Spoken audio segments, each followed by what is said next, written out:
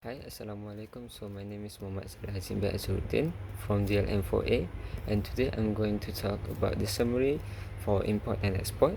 So basically there's few steps for import and export. The first thing we know that when we want to do an import or export process, we must have the buyer and the seller. So the first step is buyer will make the purchase order to the seller, and the next step is seller will make a check for the stock and then confirm with the buyer, and they will also appoint a forwarding agent. And then the next step is the forwarding agent will make a booking confirmation with the container company to get a empty container for the shipment. And then the number 4 is the seller will instruct haulage to pick up the empty container at the container depot, and then the empty container will be delivered, and then the haulage will pick up the container from the container depot and then will be delivered to the seller, and seller will receive the empty container and loading the product for the shipment. And seller will also call the agent to settle all the thing with the custom, all the document with custom, and prepare for the export clearance. After that, agent will provide declaration form to EDI, which is online.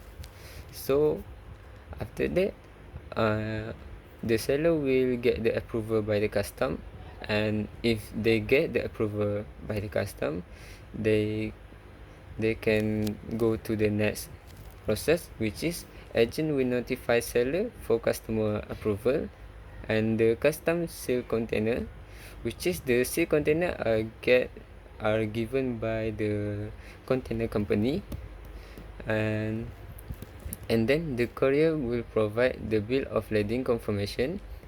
And after that, seller will courier as soon as possible all the document to the buyer, and the document will hand over to agent for import clearance. Custom will give approval, and then when the custom get approval, seller will notify consignee for custom approval, and then buyer will instruct haulage company to pick up the cargo, and then their cargo will deliver the buyer and the container to the buyer, and then the buyer will do the unloading process, and the empty container will bring back to the container depot, which is in the buyer country.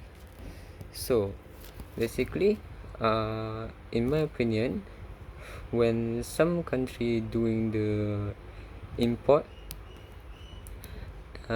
especially Malaysia, actually we are not the country that are low in economy, but sometimes we are lack of product. For example, in this pandemic COVID-19, we as a Malaysia country, we are lack of mask, and we also lack of sanitizer, and because of that, Malaysia government bought a mask from the company at China. And we also know that the company at China also, many of them are importing a product from Malaysia. For example, they bought 14.2% of global total, which is they bought the oil, they bought the many of product from Malaysia. And because of this, it shows that not every country who make the big amount of import, they are low in economy. So that's all for me. Thank you.